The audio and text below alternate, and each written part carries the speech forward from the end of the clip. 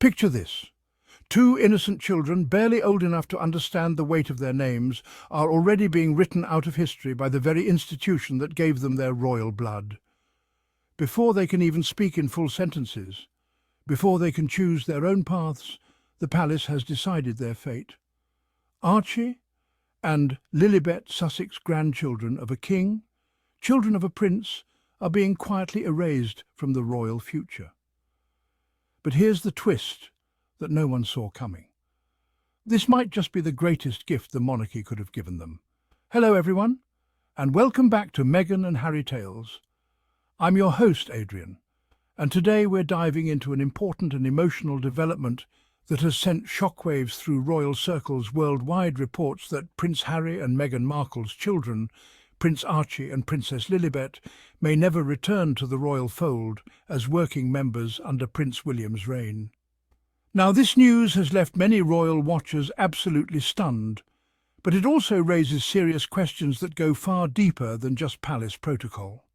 We're talking about fairness, the monarchy's future, and whether the royal family is yet again catastrophically underestimating the power and potential of Meghan and Harry's family. The reports coming from the Sunday Times, a publication with deep palace connections, suggest that this isn't just speculation. This appears to be a calculated decision, a deliberate message being sent to Harry and Meghan. Your children have no place here. But before we dive deeper, let's remind ourselves of the journey that brought us to this moment. Prince Harry and Meghan stepped down from their roles as senior working royals back in January 2020. It feels like a lifetime ago, doesn't it? Yet here we are, nearly 5 years later, and the wounds are still fresh, the divisions still deep. Since that historic departure, they've built what appears to be a thriving new life in Montecito, California, raising Archie and Lilibet in an environment that's deliberately free from the rigid constraints and harsh scrutiny that defined Harry's own childhood and adolescence. Despite the geographical distance and emotional estrangement from his family, Harry has been consistently open about one deeply personal thing he wants his children to know where they come from. This isn't about titles or ceremony, it's about identity, heritage, and belonging. He wants Archie and Lilibet to understand their history, their lineage, and yes, their rightful place within the wider royal narrative. In various interviews, Harry has spoken movingly about wanting his children to have a relationship with their grandfather, King Charles, and to understand the significance of their British heritage. He's talked about teaching them about their great-grandmother, Queen Elizabeth II, and helping them navigate the complex reality of being royal children in the modern world. But according to these new reports, that heartfelt vision may be nothing more than a father's wishful thinking. The Sunday Times claims that under Prince William's future reign, Archie and Lilibet will categorically not be included as working royals. And here's the part that really stings within so-called royal circles. Harry's hope for his children to play future roles has apparently been met with what sources describe as bemusement. Let's pause on that word for a moment, bemusement. It's not just dismissive, it's condescending. It's the kind of word that suggests Harry's paternal hopes are somehow naive, unrealistic, even laughable. And it perfectly encapsulates exactly why Harry and Meghan chose to walk away in the first place. This response reveals everything we need to know about the institutional mindset. Rather than recognizing the tremendous value of expanding the royal fold with fresh voices, diverse perspectives, and authentic connections to modern Britain, the institution reflexively chooses exclusion over inclusion, tradition over evolution.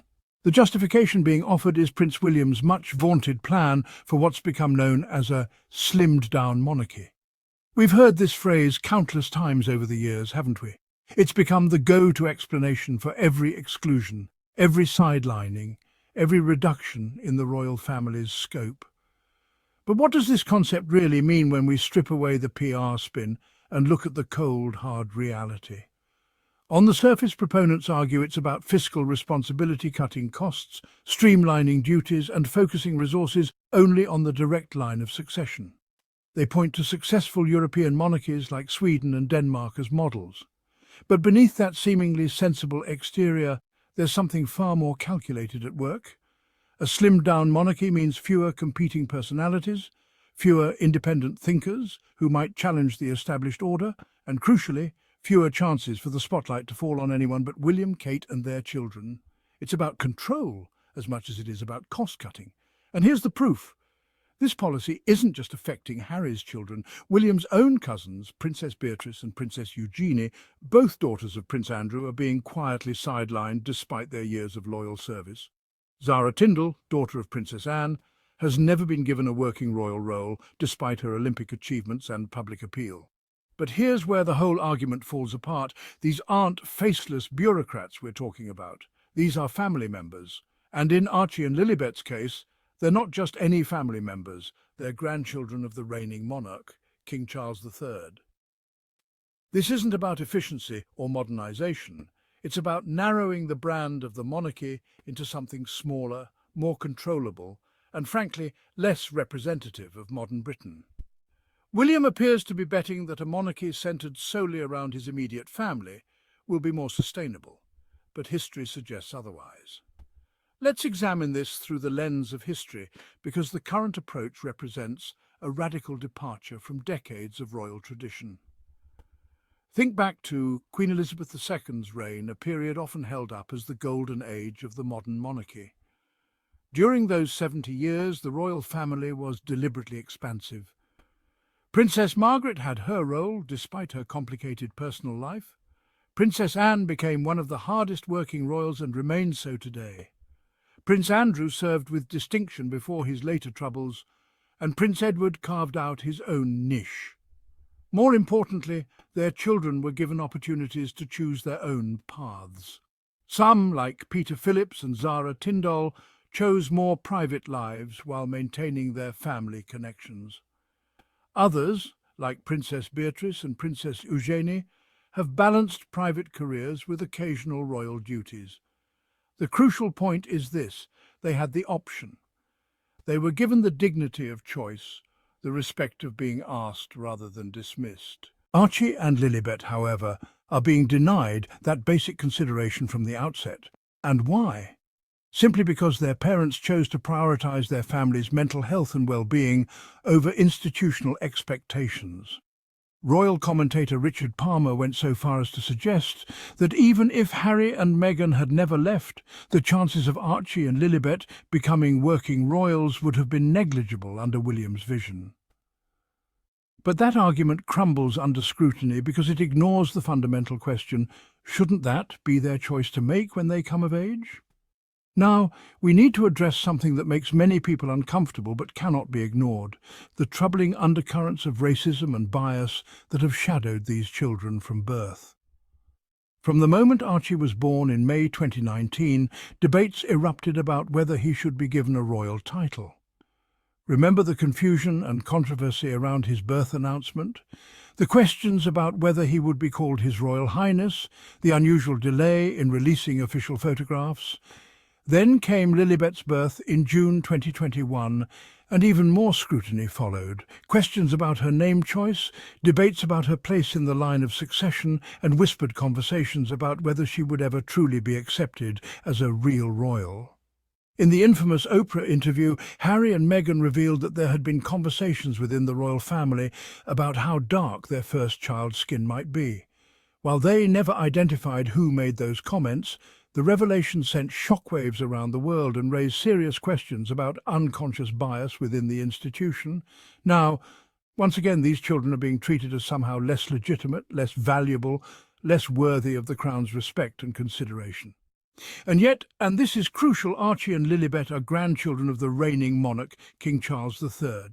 They are prince and princess by birthright, confirmed by letters patent. To dismiss them so casually isn't just short-sighted, it's insulting to their royal status. But here's what William and his advisers may not have fully considered. Excluding Archie and Lilibet won't erase them from the royal narrative. It won't strip them of their royal blood or their place in the line of succession. And it certainly won't diminish the global fascination and affection people already feel toward them. If anything, this exclusion could backfire spectacularly in ways the palace hasn't anticipated. Why? Because the world loves a story of resilience, of underdogs overcoming institutional prejudice, of children rising above the pettiness of outdated systems. Meghan and Harry have already proven conclusively that they don't just survive outside the royal bubble, they thrive. Their Netflix deal, Harry's book Spare, Meghan's various projects, their Archie Foundation, all of these ventures have been successful on their own terms. Their children may very well grow up to have a stronger, more authentic influence on the world than any traditional working royal could ever hope to achieve. Let's paint this picture. Archie and Lilibet, raised in California with the freedom to explore who they truly are, unburdened by archaic protocols and rigid expectations. They'll be educated in world-class institutions, exposed to diverse perspectives, and empowered by parents who value compassion, equality, and authentic service over performative duty. That's a far cry from the restrictive, often stifling world of ribbon-cutting ceremonies, enforced silence on important issues, and the constant pressure to never put a foot wrong. These children will grow up bilingual, bicultural, and genuinely connected to the challenges facing their generation. They'll understand climate change not as a talking point, but as an existential threat. They'll see social justice not as a political issue, but as a moral imperative. They'll approach mental health not as a stigma, but as a fundamental aspect of human well-being. And here's the delicious irony that William may not have fully grasped. His slimmed-down monarchy may one day be so slim that it struggles to remain relevant or even survive. Public opinion polls consistently show that support for the monarchy is declining, particularly among younger generations. People are questioning whether an hereditary institution has any place in modern democracy. By systematically cutting out cousins, sidelining relatives, and dismissing grandchildren, William risks shrinking the institution into complete irrelevance. Meanwhile, Archie and Lilibet will represent something powerful, the bridge between tradition and modernity. They'll carry the royal legacy while embodying the values of a more diverse, inclusive, and forward-thinking world. They'll have the global platform that comes with their heritage, but without the constraints that traditionally limit royal influence. If the palace wants to turn its back on that potential, that's their choice. But history has a long memory, and it has a particular fondness for elevating those who are underestimated by the establishment. In the end, this so-called shocking news about Archie and Lilibet's future only highlights the same tired, destructive patterns we've seen for years. The royal family, under William's emerging leadership, seems grimly determined to repeat the mistakes of previous generations, clinging to exclusivity over inclusion, rejecting progress in favour of tradition, and consistently underestimating the Sussex family's resilience and appeal. But here's what gives me hope. Meghan and Harry's story has always been about rewriting the rules, challenging expectations, and proving that there's more than one way to serve the world. They left the royal family so their children could grow up free, safe, and genuinely loved for who they are, not what they represent. And whether Archie and Lilibet ever step onto a Buckingham Palace balcony or not, whether they ever wear ceremonial robes or carry out official engagements, they will still shine, not because of titles or ancient institutions, but because of the values being instilled in them every single day by parents who chose love over duty, authenticity over performance. So, to the skeptics in royal circles who apparently scoff at Harry's dreams for his children, let me say this with complete confidence. Never underestimate the Sussex family. They've proven time and again that when the palace closes a door, the world opens a dozen others. Thank you for tuning in to another episode of Meghan and Harry Tales. I'm Adrian, and as always, I'll be here to bring you the truth behind the headlines, cutting through the palace spin and media manipulation to shine a light on Meghan, Harry, Archie, and Lilibet's real story. Until next time, stay thoughtful, stay compassionate, and never forget history belongs to those brave enough to change it, not those comfortable enough to maintain it.